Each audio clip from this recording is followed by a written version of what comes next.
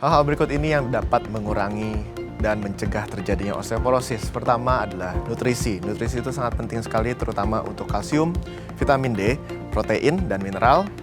Jaga selalu aktivitas fisik, latihan beban, latihan kekuatan. Jangan lupa untuk terus bergerak dan jangan lupa untuk menjaga keseimbangan, baik melalui yoga ataupun tai chi. Dan juga selalu pertahankan gaya hidup sehat. Selalu hindari rokok, jangan pernah mengkonsumsi alkohol, kurangi kafein, dan jaga berat badan Anda untuk selalu dalam kondisi yang prima.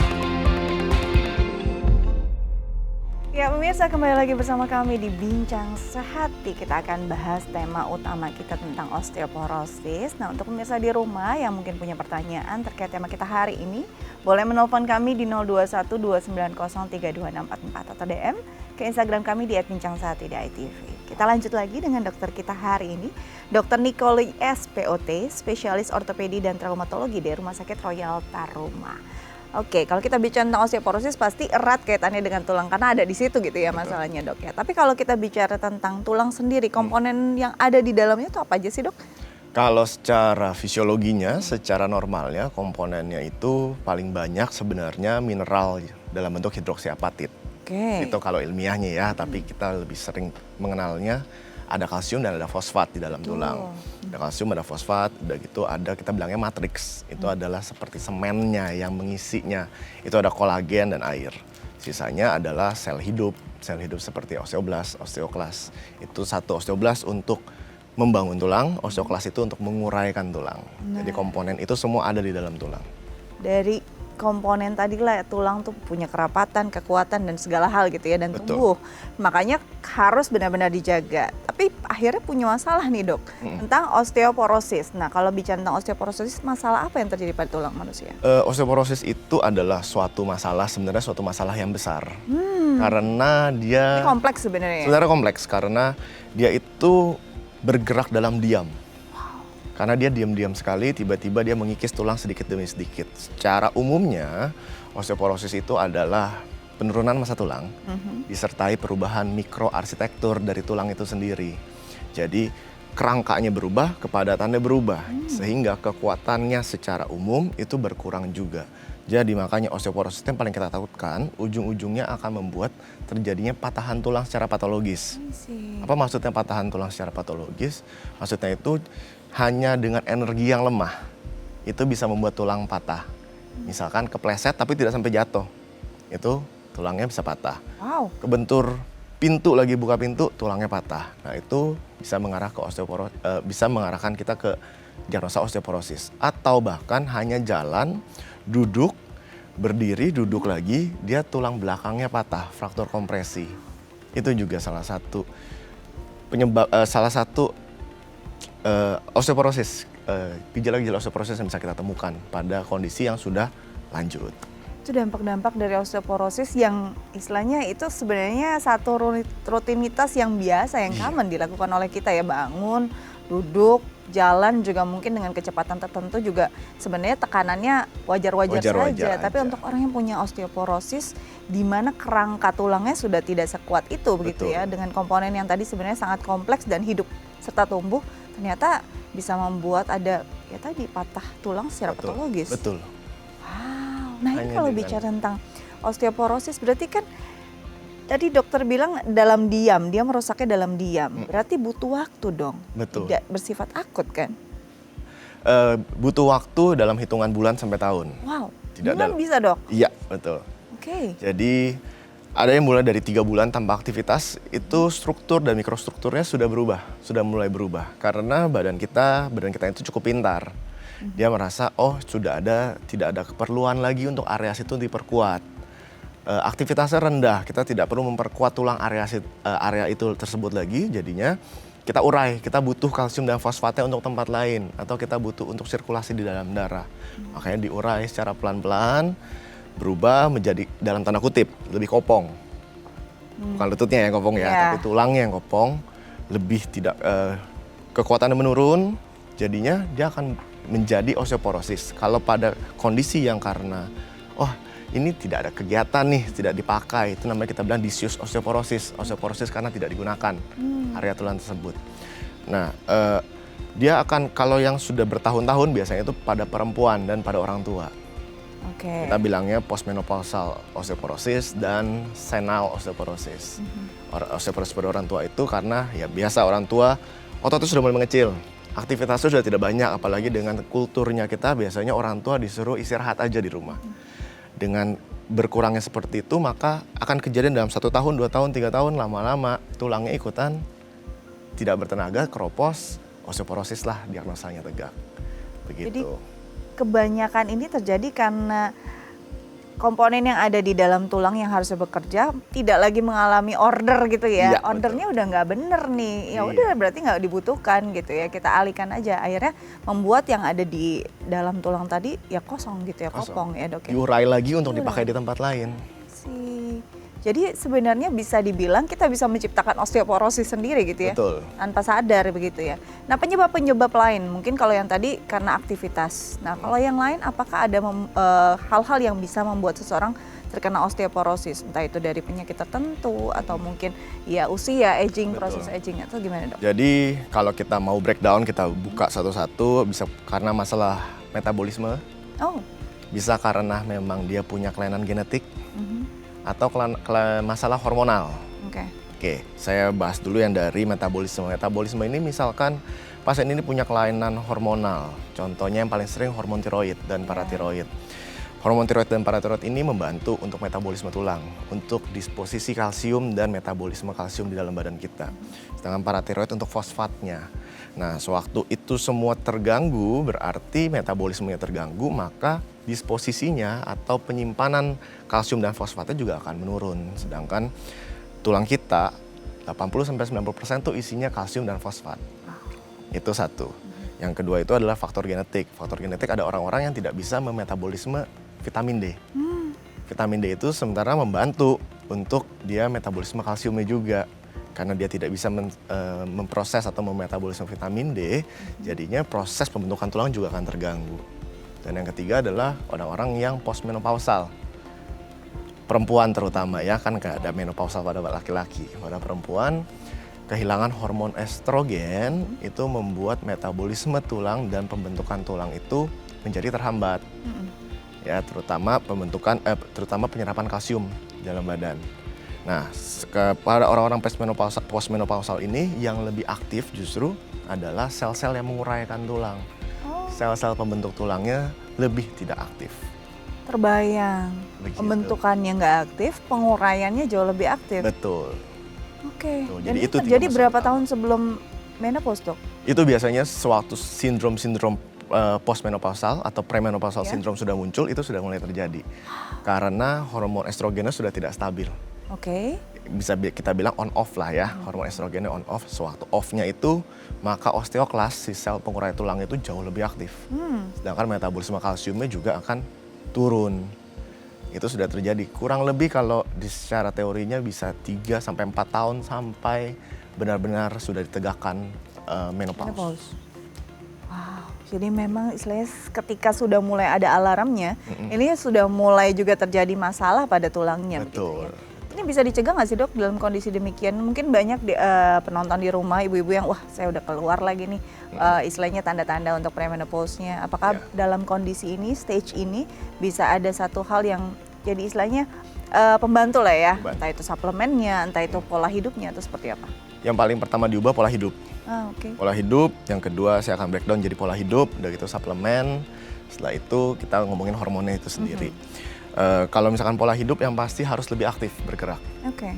Kurangi makanan tinggi lemak, perbanyak protein. Setelah itu tambahkan suplemen D3.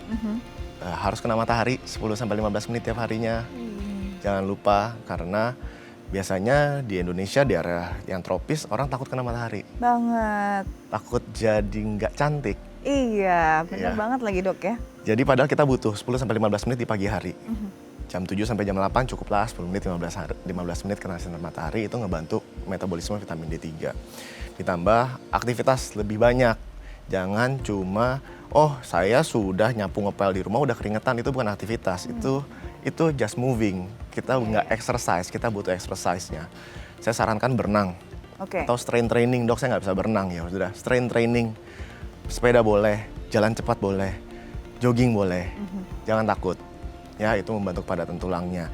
Udah gitu, suplementasi tadi, D3 kalsium jangan ditinggalkan, magnesium untuk mineral mikronutriennya juga perlu.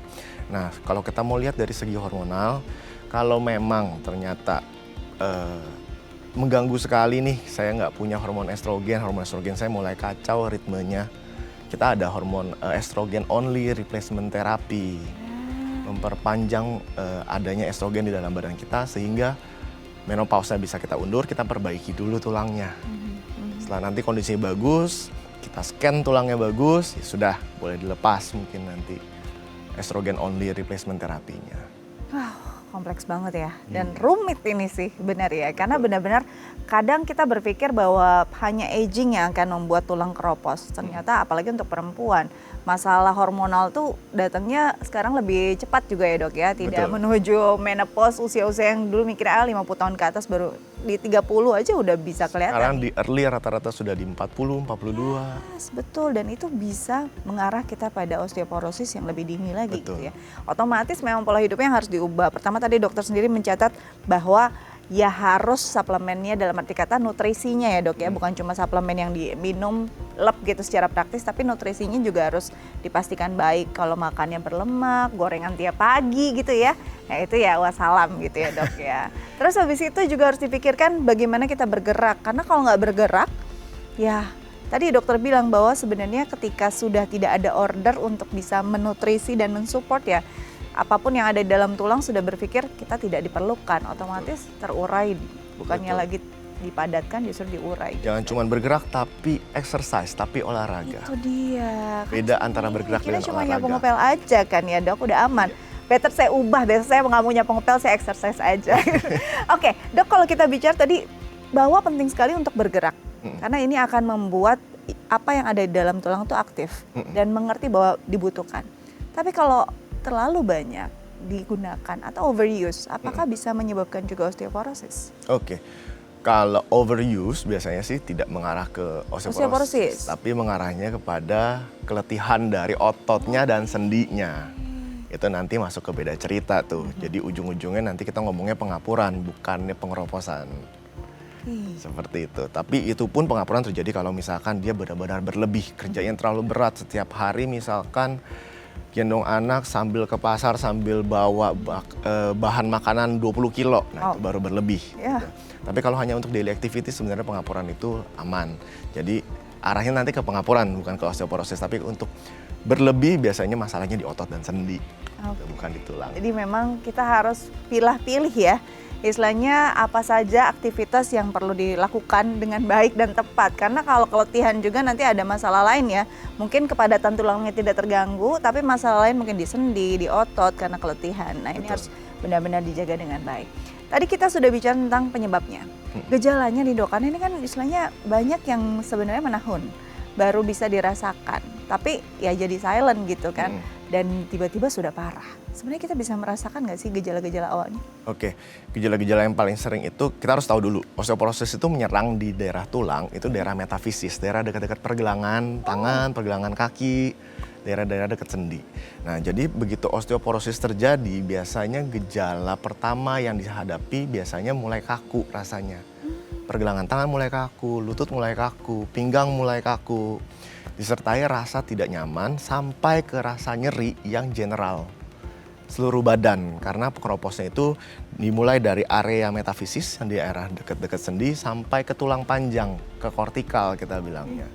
Ya itu kalau sudah menahun. Awalnya dimulai dengan kok nggak nyaman ya, rasanya sakit satu badan, kok rasanya kaku satu badan. Dimulai dengan itu, ditambah biasanya kalau daerah area yang sering bergerak, sering menggenggam seperti tangan, kekuatan genggamannya hilang.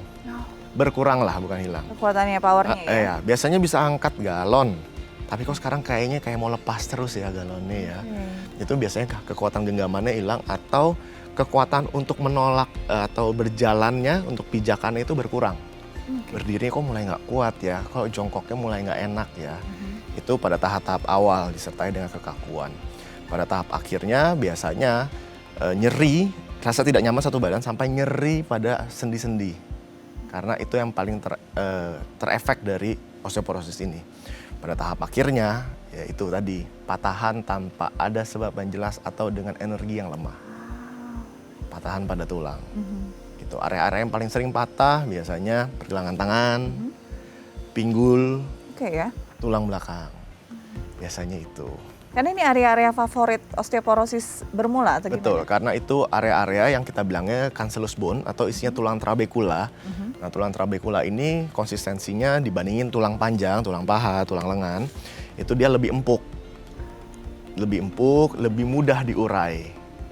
Ya, begitu ini lebih mudah diurai dari yang tadinya secara normal aja dia lebih kopong, lebih empuk gitu. Apalagi setelah ada osteoporosis, ini menjadi lebih empuk lagi. Begitu area ini strukturnya sudah tidak kuat, begitu kena benturan, itu akan patah duluan. Wow, ini benar-benar mungkin tidak dirasakan dengan istilahnya benar gitu ya. Karena pegel-pegel, nyeri-nyeri itu kan suatu hal yang mungkin sering terjadi dan kita nggak tahu kalau itu arahnya bakal sebegitu parahnya sampai ke osteoporosis. Oke, kita lanjut lagi dok ya, tapi usai jeda pemirsa jangan kemana-mana, tetap bersama kami di Bincang Sehat.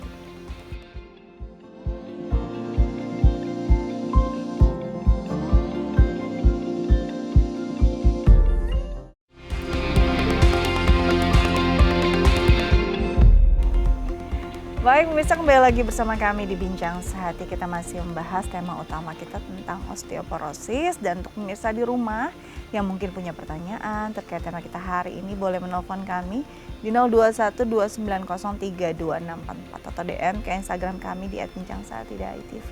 Kita lanjut lagi dengan dokter kita hari ini, Dr. Nicoli SPOT, spesialis ortopedi dan traumatologi dari Rumah Sakit Royal Taruma. Oke dok, tadi dokter sempat bilang ada beberapa penyakit yang memang membuat kondisi seseorang bisa mengalami osteoporosis lebih dini, lebih cepat. Nah, ini penyakit-penyakit apa saja dok yang bisa menyumbang kemungkinan seseorang terkena osteoporosis dini? Iya, kalau kita susun dari yang paling sering ya, paling sering sih masalah hormonal. Di awalnya tadi dari hipertiroid, karena dia penguraian tulangnya lebih cepat dibandingin pembentukannya. Ya, yang kedua yang paling sering mungkin juga banyak dialami oleh pemirsa juga, diabetes. Diabetes. Iya. Why? Karena diabetes ini dengan adanya gangguan dari penyerapan gula, keseimbangan gula, maka bila orang-orang dengan gulanya terus tinggi, yang terus tidak terkontrol, maka metabolisme seluruh badan ini juga akan terganggu. Tidak punya energinya, tidak punya fuelnya, tidak punya gula yang bisa dimasukkan ke dalam sel, semuanya terakumulasi dalam pembuluh darah gitu. Itu juga akan membuat sel-sel pembentukan maupun pengurai itu tidak bisa bekerja secara maksimal. Ditambah efek tidak langsungnya adalah adanya neuropati pada orang-orang diabetes. Orang-orang dengan neuropati perifer pada orang-orang diabetes itu akan malas bergerak karena rasanya tidak nyaman, rasanya juga kesemutan, rasanya kebas. Saya kalau gerak nggak enak, badannya sendinya sakit semua. Dengan adanya penurunan kerja sel, penurunan aktivitas, maka osteoporosis itu adalah ya jadi hasil akhirnya. Jadi penyakit-penyakit seperti hipertiroid dan juga diabetes ini jadi satu hal yang istilahnya membuat seseorang potensial untuk terkena osteoporosis. Menjadi sangat potensial. Jadi sangat potensial. Oke, nah kalau kita bicara tentang osteoporosis, tadi kan gejala-gejala yang bisa dirasakan itu memang common kan. Bahkan kita menormalisasi rasa pegal dan nyeri pada sendi. Dianggap sebagai ya udah kecapean aja, kelelahan gitu ya. Malah kalau bisa dikeretak-keretak aja ntar hilang gitu ya. Nah, tapi kan berarti karena kondisi ini kita bisa telat dong untuk bisa mendeteksinya. Sebenarnya ada nggak sih pemeriksaan penunjang yang bisa membuat kita melakukan tindakan preventif agar tidak ada osteoporosis yang mengganggu kita nantinya? Iya, untuk pemeriksaan penunjang itu sebenarnya banyak sekali ya. Tapi ada dua yang mungkin bisa saya highlight. Itu satu, kita cek dulu kandungan atau kadar vitamin D3 dalam tubuh kita. Karena vitamin D3 itu kan memainkan peran yang vital sekali untuk metabolisme kalsium dan fosfat tadi. Kedua, kita ada juga pemeriksaan menggunakan radiologi namanya DEXA, dual ray X-ray absorptiometry, untuk melihat kepadatan tulangnya. Kepadatan tulang itu kita lihat dengan nanti itu akan keluar muncul penilaiannya namanya DEXA score atau T-score sih kita bisa bilangnya T-score. 0 sampai -1 itu normal. -1 sampai -2 itu adalah osteopeni, sudah mulai berkurang kepadatan tulangnya tapi belum mencapai osteoporosis. Setelah itu -2,5 ke bawah, bukan ke atas ya karena kita ngomongnya -2,5 ke bawah itu osteoporosis. Biasa kalau lakukan pemeriksaan kelihatan tuh tulangnya masih di zona hijau, kuning atau merah. Hijau normal, kuning osteopenia, merah itu osteoporosis. Nah itu bisa menjadi screening awal untuk kita lihat, oh kita ini berpotensi gak sih ke arah osteoporosis atau jangan-jangan pas periksa sudah osteopenia. Atau saya di usia prime, saya di usia 20-30 tapi kok saya hijaunya di deket-deket kurva bawah ya.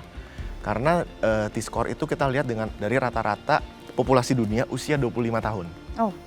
Begitu, jadi kalau di usia deket-deket 25 tahun tapi kok saya sudah mulai ke arah hijau, ke arah bawah, mau ke kuning, jangan-jangan kepadatan tulang saya nih sudah tidak cukup untuk aktivitas saya harian. Mungkin saya perlu melakukan intervensi. Ya, intervensinya kita kembalikan lagi. Kebutuhan hariannya apa, aktivitas harian dia apa. Dan untuk tahu T-score ini perlu ada indikasi tertentu kah? Atau kita bisa melakukannya secara bebas gitu ya? Di usia berapa kita dianjurkan, Dok? Biasanya kami mulai screening itu di usia 50. Oh. 50, awal 50. Tapi kalau misalkan sudah ada keluhan seperti saya sudah pernah patah pinggang, Dok, misalnya usia 40.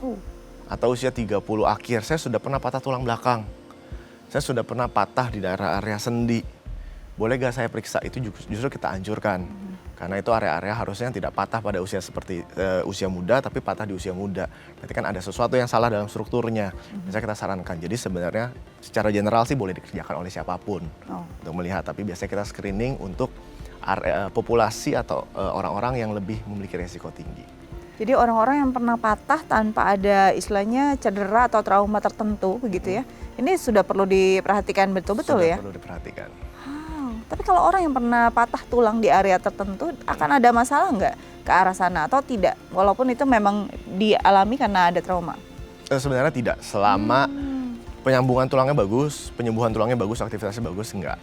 Jadi tidak selalu yang patah itu osteoporosis. Iya. Kalau patahnya jatuh lagi terjun payung, patahnya lagi naik motor itu kan energi besar. Betul. Itu wajar untuk patah karena ada energi besar, ada benturan besar.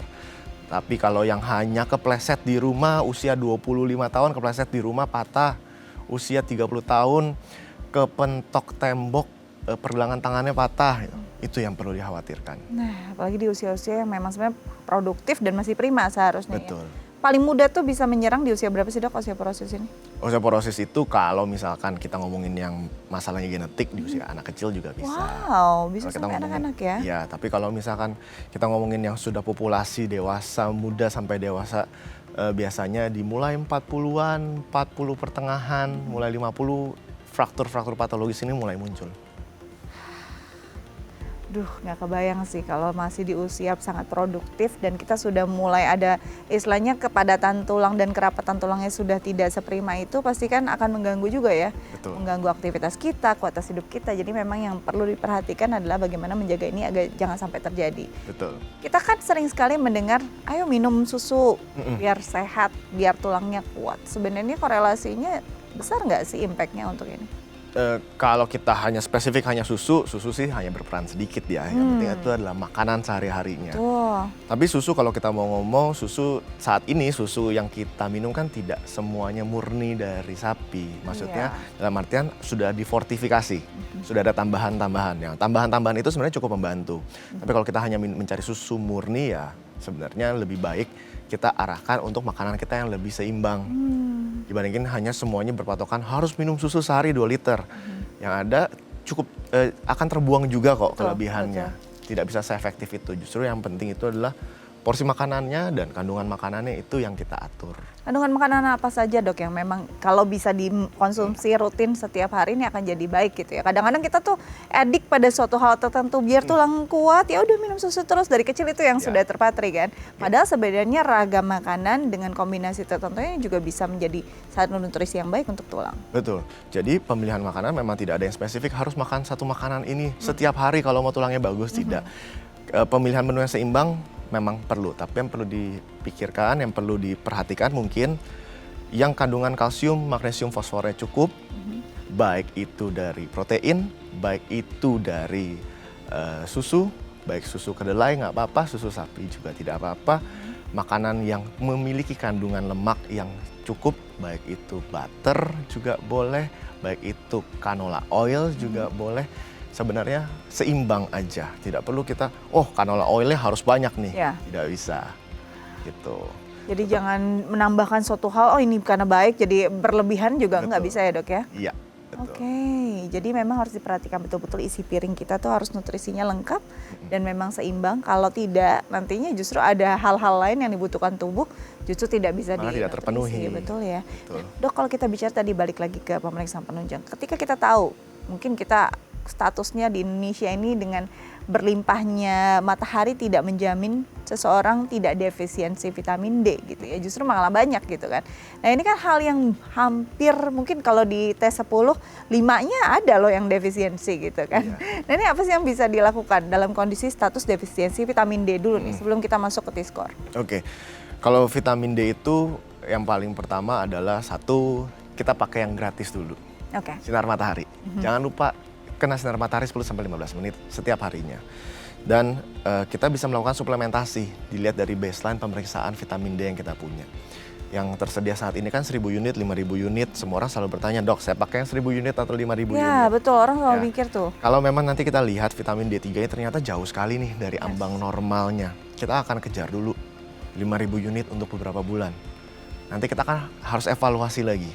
Setelah kita evaluasi ternyata sudah tercukupi nih, maka kita akan turunkan dulu dosisnya atau langsung kita suplementasikan ke makanannya.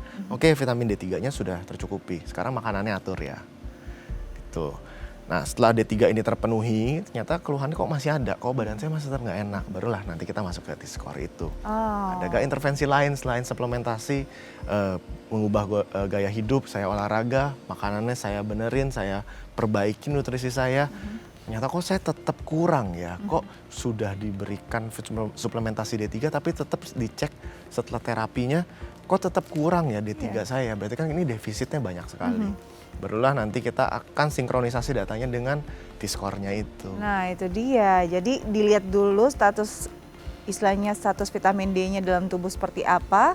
Kalau defisiensinya cukup bermasalah ini coba disupport dulu, tapi kalau enggak juga ada perbaikan dengan support yang sudah optimal, harus dilihat lagi nih T-score-nya Iya, seperti apa dan apa yang harus dilakukan. Nanti kita bahas tapi di segmen berikutnya ya dok ya, usai jeda. Pemirsa jangan kemana-mana, tetap bersama kami di Bincang Sehati.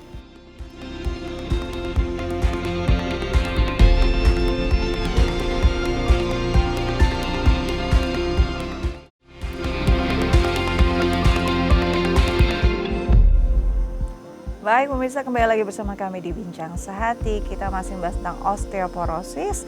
Dan untuk pemirsa di rumah yang mungkin punya pertanyaan terkait tema kita hari ini, boleh menelpon kami di 0212903244 atau DM ke Instagram kami di @bincangSehati.itv. Kita lanjut lagi dengan Dr. Nikoli, SPOT, spesialis ortopedi dan traumatologi di Rumah Sakit Royal Taruma. Tadi kita terjeda pada kalau defisiensi vitamin D kita harus apa? Nah, ketika defisiensinya sudah dilakukan istilahnya perbaikan secara optimal tapi tidak juga ada pergerakan yang progresnya baik begitu ya. Ini berarti kan harus ada evaluasi lagi. Nah, dokter tadi sempat menyinggung, kita lihat nih T-score-nya. Apa yang harus dilakukan dengan hasil T-score ini? Kita lihat T-score-nya. Kalau misalkan ternyata begitu dicek T-score ternyata merah, oh iya wajar. Ya. Kita kasih bahannya tapi strukturnya sudah rusak, dia tidak bisa menyimpan. Strukturnya sudah sangat kopong lah, sudah sangat ringkih, jadi tidak bisa menyimpan. Kalau sudah pada level garis gradien merah, kita udah harus melakukan intervensi, intervensi farmakologi, obat-obatan. Intervensinya apa tuh dok? Nah, first line terapinya, terapi pertamanya kita biasanya terapinya bifosfonat. Bifosfonat itu mungkin ya banyaklah produk-produknya, itu kita berikan dalam jangka waktu biasanya rutin. Ada cara pemberiannya bifosfonat itu kan ada berbagai macam jenis ya, tapi yang paling sering itu baik yang disuntikan, yang oral diminum maupun yang diinfuskan gitu, di lewat infus. Nah ini harus jedanya, ini harus dalam jangka waktu yang strict, yang terus sama. Ya kalau misalkan yang sering dipakai sekarang ini, kalau yang dari per oral itu kita minumnya seminggu sekali, di jam yang sama, di hari yang sama. Terus rutin. Pernah dengar nih. Ya. Rutin. Ya bifosfonat, golongan bifosfonat. Ada juga yang disuntik ke pembuluh darah 3 bulan sekali. 3 bulan sekali, di tanggalnya juga harus sama dalam setiap 3 bulannya. Atau yang kita berikan secara drip, kita infuskan 6 bulan sekali. Ya, semua terapi ini harus dilakukan dalam jangka waktu 2 tahun. Jadi 2 tahun tidak boleh putus. Ini harus terus. Terus 2 tahun nanti akan ada jedanya, kita bilangnya holiday. Liburan dulu untuk terapi bifosfonatnya untuk setahun. Nanti akan diulang lagi 2 tahun, liburan lagi setahun, diulang lagi. Seterusnya kalau dia sudah level T-score merah di bawah minus 2,5. Nah itu akan terus, nanti kita akan evaluasi sewaktu holiday-nya. Kepadatan tulangnya naik gak dengan bifosfonat ini? Kalau kepadatan tulangnya naik atau separah-parahnya, sejelek-jeleknya, tetap tidak makin berkurang. Tetap berarti goal terapi kita tercapai. Wow, Gitu. ini perlu konsistensi ya dok ya. Betul. Komitmennya harus kuat ya. Betul. Sebelum kita masuk gimana bisa komit ini dan apa yang terjadi kalau kita nggak komit ya. Saya ada pertanyaan dari pemirsa yang ingin saya bacakan lewat DM Instagram dari @linda. Pertanyaannya, dok, mama saya sama beberapa tante saya dari keluarga mama kena osteoporosis. Saya jadi takut akan mengalaminya juga. Apakah itu keturunan dan apa bisa dicegah agar saya tidak terkena? Terima kasih dari Mbak Linda. Jadi mama beliau dan tante-tantenya ternyata osteoporosis, takut dong ya. Namanya satu keluarga, DNA-nya sama. Apakah mungkin Mbak Linda juga akan mengalami osteoporosis? Ada nggak hal-hal yang bisa dilakukan agar tidak terkena atau menjadi satu tindakan pencegahan? Oke, pencegahannya kalau misalkan kita kan nggak tahu umur Mbak Linda berapa ya. Kalau masih di usia produktif, mulailah untuk exercise, mulailah untuk olahraga. Seperti tadi kita udah bahas. Suplementasi, jangan lupa boleh sekali-sekali cek dulu kandungan D3 dalam badannya berapa. Biar ketahuan statusnya ya? Iya, karena kita di area yang Asia, terutama perempuan-perempuan Asia itu lebih rentan terkena osteoporosis. Jadinya pemikiran Mbak Linda ini sudah visioner nih. Dia sudah melihat contohnya sampelnya di rumah ada, apalagi satu keluarga. Jangan-jangan saya bawa genetiknya, tapi kalau genetik osteoporosis sih tidak ada ya. Kecuali ada kelainan genetik, itu beda cerita. Karena sudah melihat itu berarti sudah mulai harus ada intervensi dari sekarang. Mulai dari paling gampang deh, olahraga dulu ya. Olahraga dulu ya, itu yang paling awal ya? Paling awal. Padahal paling susah tuh ya dok ya? Paling susah memulainya, tapi biasanya kalau udah memulai biasanya edik ya. Oke. Iya. Jadi dimulai dari olahraga dulu nih untuk Mbak Mulai Linda. dari Perlu ada suplemen tertentu nggak? Nah, suplemen tertentu misalkan, dok saya mau minum vitamin D3. Kita cek dulu deh, jangan langsung D3, jangan-jangan dosisnya kita butuhnya penyesuaiannya lebih detail Ya. gitu. Terus suplemen lainnya misalkan kalsium, ntar dulu deh, kita lihat dulu nih D3-nya. Percuma nanti kita minum kalsium banyak-banyak, tapi D3-nya tidak bisa membawa kalsiumnya ke dalam tulang, percuma, kebuang yang ada kalsiumnya. Jadi saran saya, mulai olahraga, atur makan, cek dulu kandungan D3-nya. Oke, jadi memang harus dicek dulu, jangan sampai kita udah self-diagnose saja, minum yang sebanyak-banyaknya, takutnya nggak berpengaruh ya. Jadi tadi dokter bilang kalau kita konsumsi kalsium, tapi tidak cukup dengan kandungan D3 yang ada dalam tubuh, ini juga percuma begitu? Percuma, betul. Jadi anggaplah kalsium itu sebagai bahan bangunannya, tulang kita itu adalah bangunannya, D3 ini adalah si truknya yang ngebawa.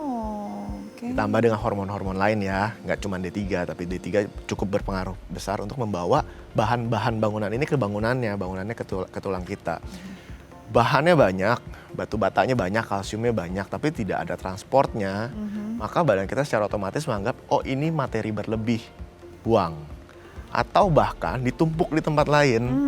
Ditumpuk di tempat lainnya bisa di pembuluh darah, bisa di otot, bisa di jantung gitu.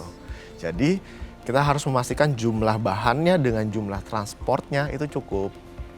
Jangan ada satu yang berlebih. Kita punya D3-nya tinggi, tapi juga kita nggak punya bahannya apa yang mau dimasukkan ke dalam tulang. Jadi apa yang mau didistribusi gitu lah ya. Betul. Jadi dia keliling-keliling tapi nggak bawa bahan apapun. Betul. Jadi memang keduanya ini harus dikonsumsi dengan baik, dengan tepat dan juga secara bersamaan begitu ya dok. Betul. Ya? Karena ini penting sekali untuk bisa memastikan apa yang dimasukkan itu ada gunanya dan fungsinya. Nah dok, kalau bicara tadi komitmen, ini kalau misalkan nggak komit kan kadang-kadang kita suka tunda ya dok ya. Iya. Apalagi ternyata waktunya harus tepat untuk dimasukkan tadi ya mungkin terapi obatnya ya. Apa yang terjadi kalau tidak tepat? Kalau kita ngomongin yang per oral, yang butuh komitmen paling tinggi nih yang diminum, yang per oral. Harus diminum, harus seminggu sekali, dalam jam yang sama, kondisi perutnya harus kosong, tidak boleh rebahan 30 menit setelah minum obatnya. Ini kan komitmen sekali ya. Yes. Seandainya, duh dok, saya kemarin habis pergi, kelupaan, pagi-pagi saya sudah pergi, Gimana tuh dok? harinya terlewat. Kalau misalnya harinya terlewat, secepatnya minum sewaktu ingat. Oke. Ya, kalau masih terlewat 1 kali, kita masih bisa gantikan, masih bisa terkejar. Tapi kalau dok, saya sudah kelewatan nih kayaknya 2 minggu, 3 minggu, itu kita ulang terapinya semua. Kita Wow. ulang lagi. Jadi ini emang butuh komitmen besar. Nah, sama juga yang dengan suntikan. Suntikan kan 3 bulan sekali. Iya. 3 bulan sekali, dok saya kelewat 1-2 hari. Oke, it's okay, nggak apa-apa. Masih oke. Masih oke, karena kita masih punya kandungan obat itu dalam badan. Tapi kalau, dok saya udah kelewatan 2 minggu nih. Saya udah kelewatan seminggu nih, kita akan ulang lagi. Dari awal. Dari awal lagi. Karena kita membutuhkan kondisi bifosfonat ini, obat bifosfonat ini terus ada dalam badan. Oke. Begitu. Jadi alangkah baiknya untuk komit, karena kalau enggak sia-sia apa yang sudah dijalani ya. Betul. Sebelum itu harus membutuhkan komitmen besar, lebih baik prevent. Ya, itu yang Cegah dari awal. cegah, karena komitmennya nggak main-main, nggak Iya. kaleng-kaleng istilahnya. Dok. Betul. Oke, nanti kita lanjut lagi, tapi saya jeda, pemirsa jangan kemana-mana, tetap bersama kami di Bincang Sehat.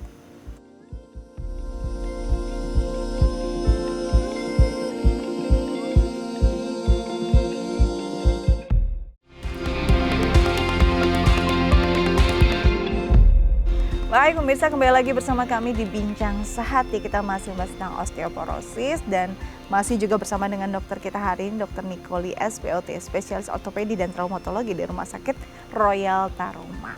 Oke, kalau kita bicara tadi memang dibutuhkan komitmen dan ini nggak main-main komitmennya. Ketika kita sudah terjeda dalam waktu yang cukup panjang, harus ulang dari awal gitu. Betul. Ya. Dan dalam kondisi ini pastinya statusnya juga ya balik lagi dong dari nol gitu. Perjuangannya harus dimulai dari nol.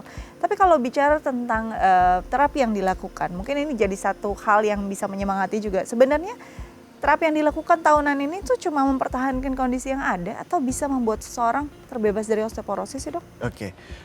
Justru terapi yang kita punya sekarang itu adalah untuk memperbaiki, Wow. bukan hanya untuk mempertahankan, tapi untuk memperbaiki kepadatan tulang. Ya, dengan kita memperbaiki kepadatan tulang, maka resiko-resiko seperti fragility fracture, fraktur patologis yang lainnya itu tidak akan terjadi. Begitu. Jadi memang tujuan kita bukan hanya untuk mempertahankan, tetapi untuk memperbaiki, kita meningkatkan kepadatannya. Misalkan tadinya dari merahnya sudah di bawah sekali, Ya. kita berharapnya dia bisa menyentuh ke kurva merah yang atas sedikit atau ke arah kuning lah. Minimal paling itu tidak. ya. Iya, jadi memang targetnya kita memperbaiki. Bisa dikatakan dalam tanda kutip kita menyembuhkan, mencoba untuk menyembuhkan. Begitu. Oke, jadi kadang-kadang mungkin orang selalu berpikir, aduh deh males, udah kondisinya paling begini-begini aja. Padahal sebenarnya bisa sampai ke perbaikan. Betul. Bisa sembuh nggak sih dok? Bisa, Bisa. bisa. Oh, Bisa, dengan ya itu komitmennya kita nggak cuma ngomong 2 tahun ya, tapi Iya. beberapa siklus bisa. Bahkan rasa nyeri kaku dan rasa nggak enak di badannya, rasa tidak nyaman itu akan berkurang perlahan. Gitu. Jadi kalau mau mencapai kata sembuh, hal yang memungkinkan. hal yang sangat memungkinkan. Akan beda nggak kondisinya dengan usia? Ketika orang osteoporosis di usia demikian gitu ya, mungkin di usia 30 sama orang yang memang sudah lansia, akan prosesnya berbeda kah? Akan berbeda, akan Jauh. lebih cepat merespon yang usianya lebih muda. Ah, oke. Ya, karena sel-sel lainnya masih aktif. Mungkin kalau 30 untuk terapi langsung bifosfonat kemudahan ya. Mungkin kita mulai dari 40-an lah ya. Late 40, akhir 40-an. Itu akan lebih cepat pergerakannya karena sel-selnya jauh lebih banyak, sel-selnya jauh lebih sigap. Kita arahkan untuk aktivitas juga lebih memungkinkan. Dibandingkan dengan misalkan yang sudah usia 70, yang sudah tidak banyak aktivitas, lebih banyak duduk di rumah atau lebih banyak rebahan di rumah, pas kita periksa osteoporosis ya, ini mengejarnya untuk target tahun pertamanya kita mempertahankan dulu. Ya. Ya, target untuk siklus keduanya baru nanti menambah kepadatannya. Paling nggak kita pertahankan dulu yang ada sekarang, jangan sampai makin keropos tulangnya. Gitu, jadi target terapinya jadi berbeda. Oke, nah jadi memang targetnya berbeda, memang statusnya juga secara keperimaan tubuhnya juga sangat berbeda ya dok ya, apalagi untuk kaum lansia banyak sekali pemakluman ya udah tua, pegal-pegal wajar, bungkuk wajar dan segala macam. Ternyata sebenarnya ini satu hal yang harus dielaborasi. Betul. Oke. Begitu. Nah berarti memang kalau tidak mau sampai di titik osteoporosis pada lansianya, bahkan mungkin jangan sampai osteoporosis pada usia dini, preventif adalah kunci. Betul. Sebenarnya apa saja yang bisa dilakukan mulai saat ini, paling tidak untuk tidak sampai ke osteoporosis? Dari mulai saat ini, mulailah berinvestasi terhadap otot Anda. Yes. Investasi terhadap otot. Otot. Kita tidak bisa berinvestasi langsung sama tulang, tapi kita Betul. berinvestasinya sama otot. Dengan otot rangka kita yang lebih kuat, otot rangka kita yang lebih bagus, akan merangsang pembentukan tulang yang lebih kuat. Ya, jangan cuman urusan hanya karena tidak mau olahraga sehingga kita harus membuat seluruh rangka kita itu keropos. Itu olahraga, tapi dok, fitness itu hanya untuk laki-laki. Saya sudah tua, ngapain fitness lagi? Gitu ya? Masa saya udah usia tua, saya harus ngangkat beban lagi ke gym? Loh, itu justru yang kita sarankan, harus ada latihan beban. Kalau tidak mau mengangkat barbel, tidak mau mengangkat dumbbell, paling tidak strength training. Sekarang banyak yang menggunakan karet, yang menggunakan berat badan, yoga, pilates, itu kan hanya menggunakan berat badan. Seperti itu. Itu dilakukan. Yang penting otot rangka kita dilatih. Setelah itu sudah tercapai, makanannya jangan lupa. Setelah sudah makanannya bagus, lifestyle-nya kita ubah. Apa dok lifestyle yang diubah? Hindari alkohol. Penting nih ya dok ya. Kontrol konsumsi kafein.